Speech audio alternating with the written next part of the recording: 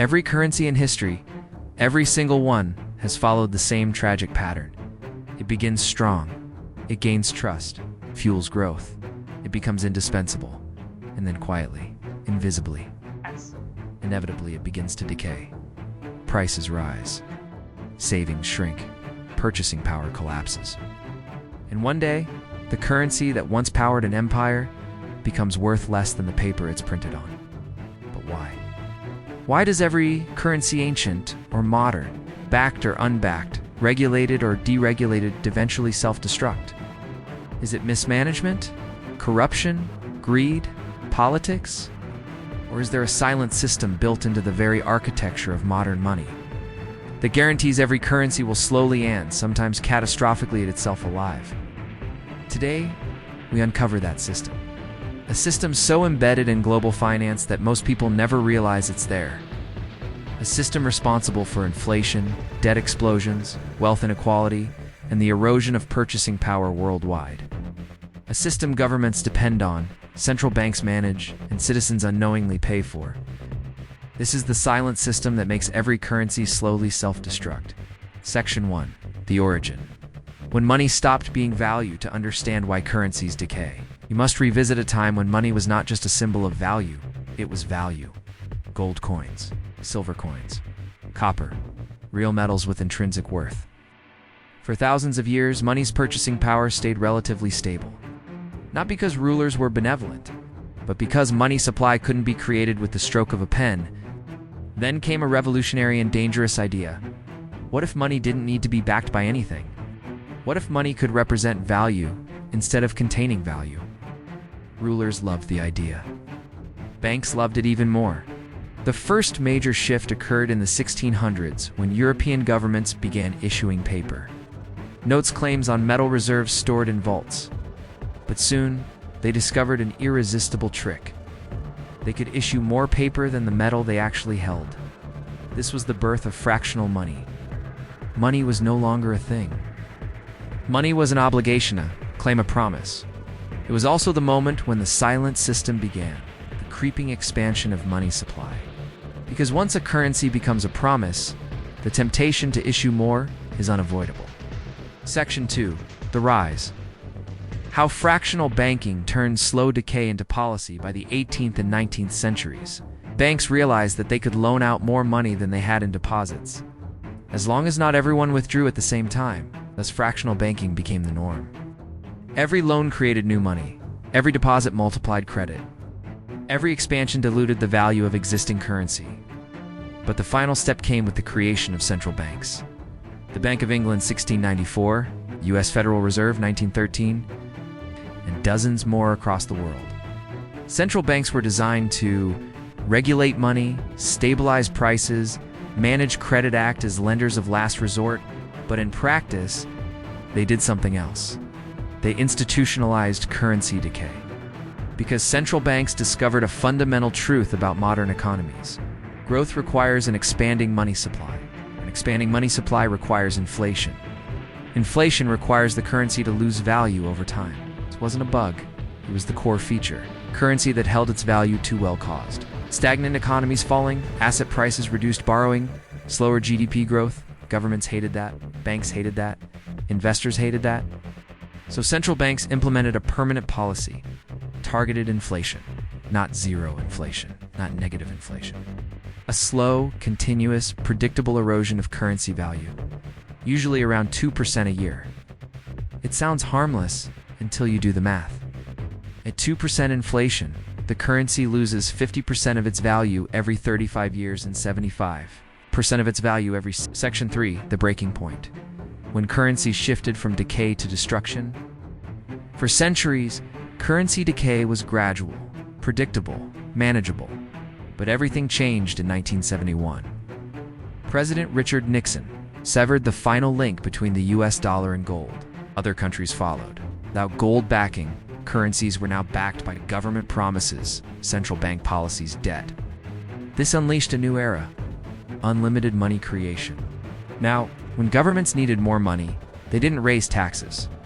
They issued treasury bonds, sovereign debt, long-term obligations, and central banks bought them. This created a loop. Government issues debt, gives central bank buys, it gives new money, enters economy, gives. Currency supply expands, gives currency value, weakens, gives more debt is needed to maintain growth. This loop is what economists call the modern monetary system, but its true name is the perpetual currency decay engine. Because after 1971, inflation became normal, bubbles became frequent, debt became essential.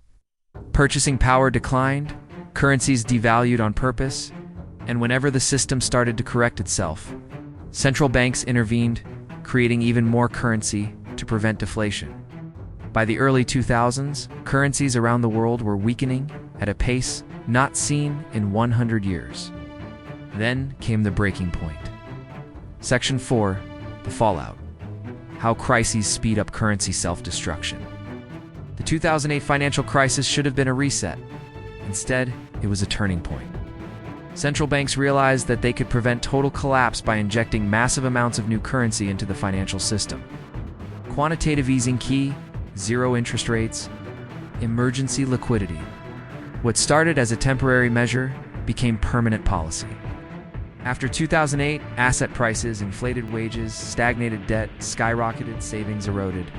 Currencies lost value faster than ever before. And then, in 2020, the pandemic hit. Governments printed more money in 18 months than they had in the previous 30 years combined. Trillions created overnight. Debts expanded massively. Inflation surged worldwide. Currencies dropped in purchasing power simultaneously. This wasn't random.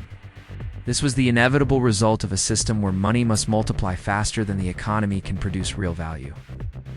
The silent system was no longer silent, it was roaring, and its effects were impossible to ignore.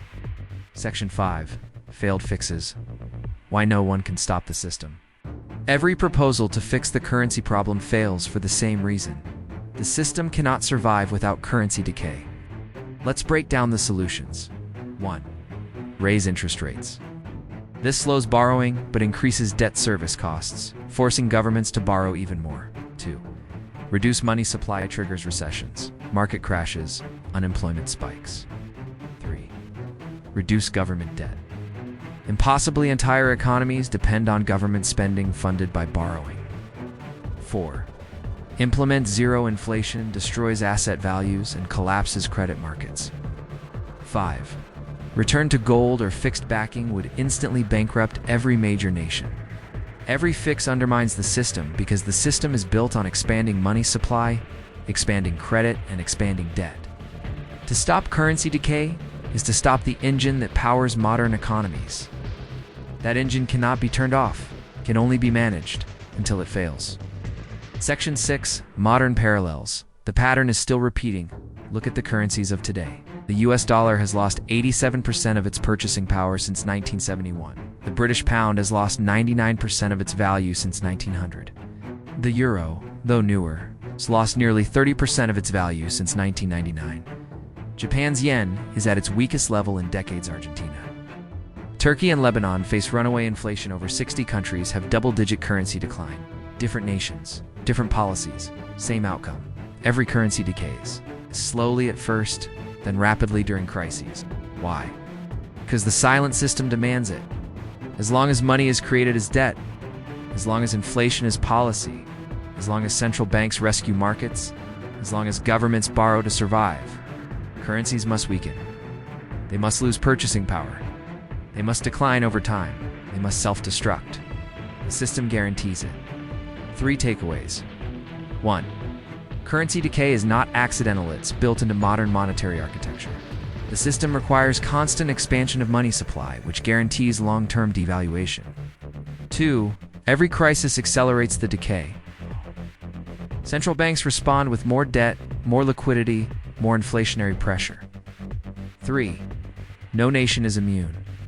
Whether rich or poor, developed or developing, all currencies obey the same structural flaw. Final warning. A world where every currency self-destructs slowly is a world heading toward a major reset. Not a small correction, not a policy shift, but a fundamental restructuring of how money works. The silent system can continue for decades, but not forever. Eventually, the decay becomes too fast, the debt becomes too large, and the currency becomes too weak to support the illusion of stability. When that moment arrives, the world won't just change, it will transform. The question is, what replaces a system designed to self-destruct, and who will control it? Call to action if you want to understand the hidden forces shaping currencies, economies, and global power. Make sure to like, subscribe, and turn on notifications so you never miss the next episode. Because the system is still running, and the next chapter is already unfolding.